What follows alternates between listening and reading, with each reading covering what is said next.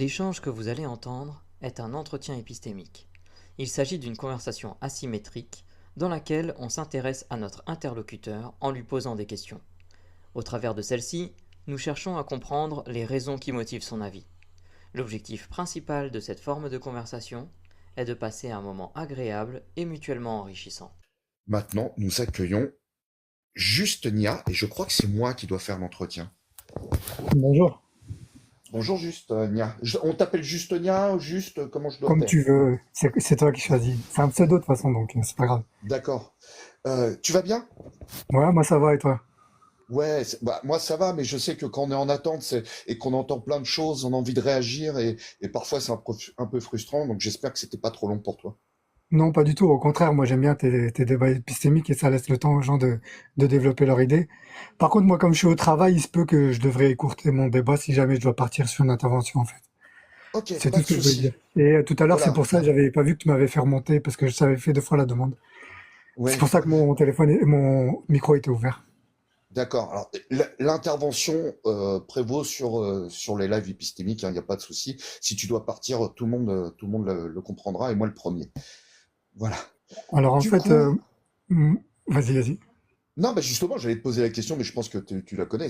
Du En coup, fait, toi, par le- rapport à cette histoire, t'en es où? moi, le sujet des apostats, c'est pas un... Alors, c'est un sujet que je trouve assez intéressant dans le sens où moi, je suis musulman. Je suis monté Ouais, dans des lives d'apostats. Enfin, j'ai écouté des apostats. J'ai écouté aussi des musulmans qui critiquaient les apostats et des apostats qui critiquaient les musulmans et tout ça. Donc, moi, ça m'a conforté dans ma foi plutôt que de m'en détourner. ouais. Mais ça m'a pas conforté dans le sens où je deviens quelqu'un de radical ou de plus rigoureux ou de ça m'a plus Mhm, conforté dans l'idée que ben ma foi elle m'appartient et c'est ma croyance personnelle et mhm, dans ce sens-là j'ai envie que ben on défende ma liberté individuelle. C'est-à-dire que l'apostat, moi je le vois plus comme quelqu'un qui voudrait salir la religion parce que souvent on entend que l'islam c'est une religion mortifère et moi pour moi ouais. c'est une religion de paix déjà. Mhm, Et du coup, si moi je devais en fait, si je devais me suivre la religion, l'islam selon Jacques le Fou, eh ben moi je ne serais pas ouais. converti à cette religion, tu vois, parce Oui, que je trouve ok. qu'en fait il y a des sujets qui sont récurrents, qui sont d'une bassesse intellectuelle et qui insultent un peu l'intelligence des musulmans. Et en ce Mhm, sens, j'ai l'impression que le but, c'est de disqualifier l'islam. Donc, pour lui donner, lui montrer le visage le plus sale possible, le plus obscurantiste possible. Et, ouais. dans un deuxième temps, de disqualifier les musulmans, tout simplement, en leur prétextant plein de choses dont ils ne sont pas coupables, comme par exemple d'œuvrer dans la taqiyya, ou d'avoir un double discours, ou ceci ou cela. Alors que en général, les gens qui ont une foi sincère et qui croient peut-être à la vie après la mort, parce que la Mhm, vie est assez dure comme ça et on a envie d'avoir aussi un espoir de se dire il y a peut-être quelque chose après. Et c'est pour ça qu'il y a aussi des gens qui ne mettent pas fin à leur vie et qui ont la patience et qui endurent même les moments, les épreuves et tout ça, quand ils se retrouvent seuls face à leur destin. Je sais pas, moi, la vie, c'est comme ça. Il y a des questions ok, existentielles qui sont soulevées dans la religion et qu'il faut pas occulter.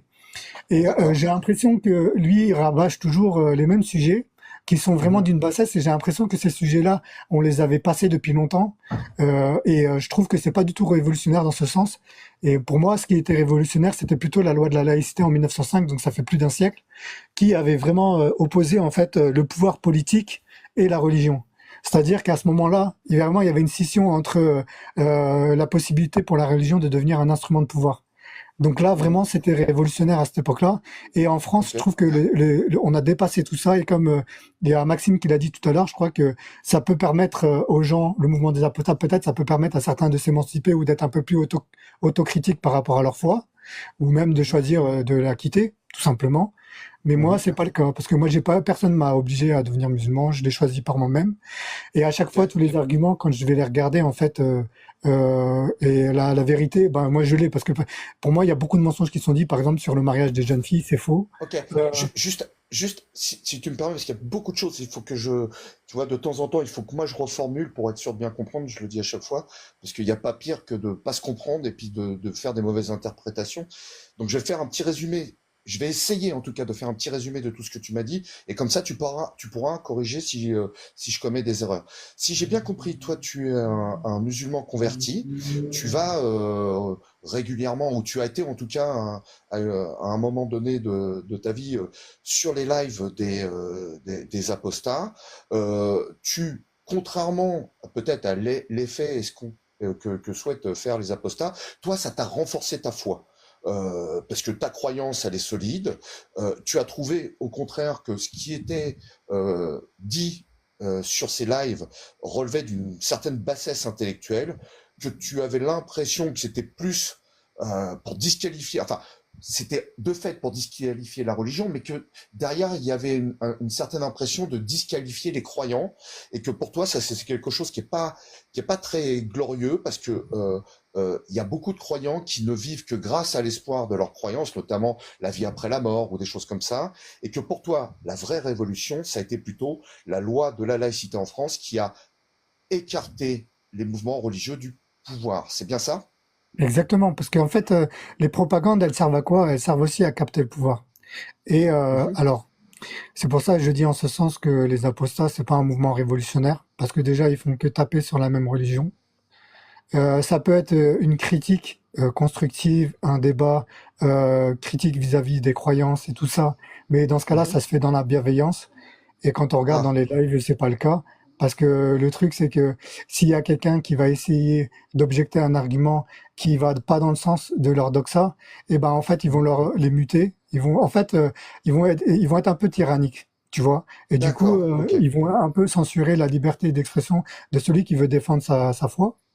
Parce que je trouve c'est pas idiot ou c'est pas rétrograde d'avoir une foi. Et en fait, ce problème-là, il soulève beaucoup de problèmes. Parce qu'on est dans une société qui a été de plus en plus progressiste. Et c'est comme s'il y Mhm. avait un petit peu avec les religions, le retour du patriarcat. C'est aussi des modèles de société où il y a, comment dire, des forces motrices qui s'affrontent. Et du coup, pour moi, le religieux dans un pays comme la France, il doit avoir de la tolérance. Et s'il y a quelques avantages par rapport au mouvement des apostats, c'est l'autocritique et le plus de tolérance de la part des religieux. Je suis d'accord pour ça. Ok. Accepter de pas avoir tort, de pas avoir raison sur tous les plans, mais aussi de Mhm. bien regarder les textes, de mieux les connaître et de ne pas se dire qu'il n'y a que les textes. Et parce qu'en fait, les apostats, ils font une lecture littérale des Ouais. textes. Et pour moi, quand tu lis un texte, en fait, quand tu connais le concept de la loi, de la lettre et l'esprit quand tu regardes une loi, qu'elle soit juridique ou religieuse, en Mhm. fait, le concept de la lettre et l'esprit, c'est quand tu lis une loi à la lettre et que tu l'appliques à la lettre, en fait, c'est comme si tu avais une intention malveillante derrière. Ouais. Alors que quand Ok. tu fais attention à l'esprit de la loi, si par exemple une loi, elle décide de favoriser en fait une aide pour les pauvres, et ben Mhm. l'enveloppe qui va être attribuée à cette loi, si par exemple elle est de 100 000 euros, je sais pas quoi, et ben s'il y a que 50 postulants et on prévoit donc de donner 50 000 euros à ces pauvres, et ben l'esprit fait que et ben on va donner l'ensemble de l'enveloppe. Du coup, on va Ouais. doubler l'aide. Tu vois ce que je veux dire? En fait, D'accord. Ok. il y a un état d'esprit derrière. Et c'est pour ça Ok. que les textes ont besoin d'être interprétés et non pas par des gens qui sont opportunistes. Et c'est là, en ce sens aussi, que je pense que ce sont des idiots utiles de l'extrême droite.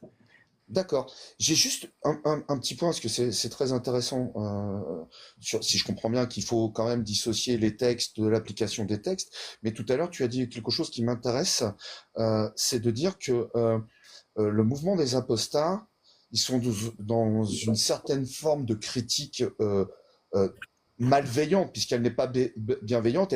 Tu as même employé le mot tyrannique. Ça, tu trouves que c'est quelque chose qui est pas acceptable du tout, ou c'est un peu compréhensible? Alors là, ça va être un peu compliqué parce que là, je vais devoir partir sur une intervention. Ah, Le truc, en fait, si tu veux, c'est que moi, en fait, j'ai l'impression qu'on est en train d'apporter un débat qui devrait avoir lieu dans les pays musulmans. C'est-à-dire qu'en France, on n'est pas dans ce cas-là. et je pense que même les peuples musulmans qui pratiquent leur foi normalement, il y en a beaucoup qui se disent peut-être qu'il y a une autorité religieuse qui est un petit peu trop pesante et qu'ils aimeraient bien avoir un peu plus de liberté, mais je sais pas comment ça se passe là-bas.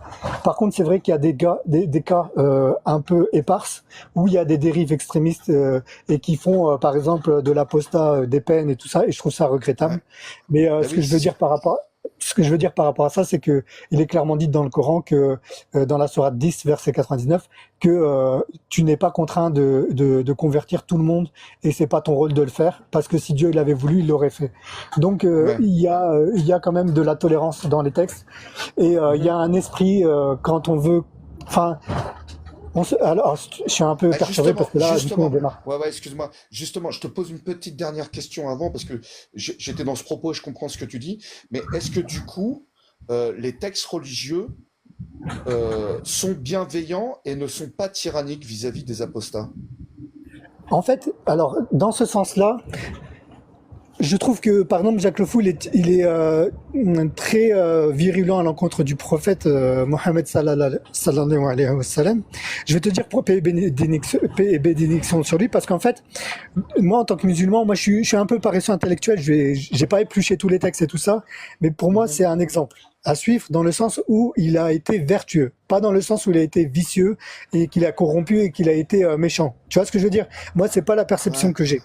Donc, en fait, il essaye de faire croire aux gens que le musulman, c'est quelqu'un qui est dénué de bon sens, dénué d'esprit critique, et dans le sens où il veut nous disqualifier, c'est dans le sens où il nous prend pour des moutons sur pattes, et qu'on peut pas faire preuve d'intelligence. C'est pour ça que je dis qu'il insulte un peu notre intelligence. Et il y a un autre problème ok. qui vient, ça tombe peu à pic par rapport au jeu de la droite, c'est que les musulmans, ils se veulent avoir une citoyenneté qui est républicaine et qui est de plus en plus présente sur le territoire français. Et c'est comme si on voulait les discréditer par rapport à leur propre citoyenneté en vertu du fait qu'ils sont du fait qu'ils ont une foi et qu'ils seraient susceptibles d'être conciliants avec des gens qui seraient plutôt tendance autoritarisme religieux. Tu vois ce que je veux dire? Donc en Ouais, fait, c'est comme si on ouais, était ouais. disqualifié de fait. Et ça, je trouve Mhm. ça injuste. Et les gens ne comprennent pas. Et il y a ceux qui comprennent, c'est ceux qui les ont côtoyés sur le terrain et qui ont vu le comportement des gens. Parce que la religion, c'est pas ce qu'on en dit, c'est ce qu'on en fait. Et c'est comme ça qu'on peut remarquer si les gens sont bien ou pas. Et Mhm. voilà. Après, moi, je pense Ok, ok. que il y a 6 millions de musulmans en France. Si ça avait été une religion mortifère, ben ça se serait vu bien plus que ça, quoi. Et voilà. Après, moi, je trouve que les apostats ne sont pas révolutionnaires du tout. Ce sont les idiots utiles de la droite actuellement qui jouent un jeu de la division de la société française, alors qu'il y a un lien naturel qui se fait dans les années 80-90. Les gens apprennent à se connaître, et là, on essaye de les séparer pour éviter justement qu'il y ait ce lien qui se fasse Ouais, entre les gens, pour qu'ils apprennent à ok. se connaître. Mais justement, Voilà. depuis les années 90, est-ce qu'il n'y a pas, par exemple, des personnes qui pourraient se servir des textes religieux pour justement donner une mauvaise image de cette religion? Alors, ça peut être dans les deux sens. Ça peut être un autoritariste religieux qui va Ouais. essayer d'implanter dans la tête des gens une peur extrême de la vie après la mort. Et du coup, il faudrait que tout le monde se soumette comme des moutons, comme je t'ai dit. Mais ça peut être Mhm. aussi des apostats et qui disent que les musulmans, de fait, ce sont aussi des moutons. Et en fait, si tu veux, c'est deux faces d'une même pièce, en fait. Ouais, Je sais pas ouais. si tu vois ce que je Mais veux dire. oui, oui, je comprends bien. Mais du coup, s'il y avait des personnes religieuses, et on va sortir de l'islam, on va prendre n'importe quelle religion, qui se servent des textes pour terroriser les gens de leur propre religion et les autres, est-ce que des personnes qui viendraient critiquer ça, même de façon malveillante, ça serait un réel problème? Alors, en fait, quand c'est mensonger, c'est un problème. Mais quand c'est une D'accord. critique qui est honnête intellectuellement, oui. Parce que quand tu regardes bien les lives d'Apostat, quand ce sont des érudits qui montent et qui viennent apporter la contradiction basée sur des textes que, par exemple, Jacques Le Fou a mal compris parce qu'il n'est pas tout à fait arabophone, eh ben lui, il va Mhm. pas lui permettre de répondre. Alors que si c'est une personne lambda ordinaire comme moi et qui n'a pas forcément envie de parler que des textes, mais qui a envie de parler du cheminement de vie, des expériences de vie et pourquoi on a envie d'être croyant ou pas, eh ben dans ce cas-là, il va se dire non, mais il faut que tu apportes la preuve. Il va être virulent, il va te muter, il va être un peu tyrannique. Et du coup, il n'y a pas un échange bienveillant, tu vois. Et en ce sens, pour moi, je discrédite un peu certains apostats qui ne sont pas honnêtes intellectuellement. Et je pense que voilà, D'accord. c'est en ce sens. Tu vois ce que je veux dire ou pas?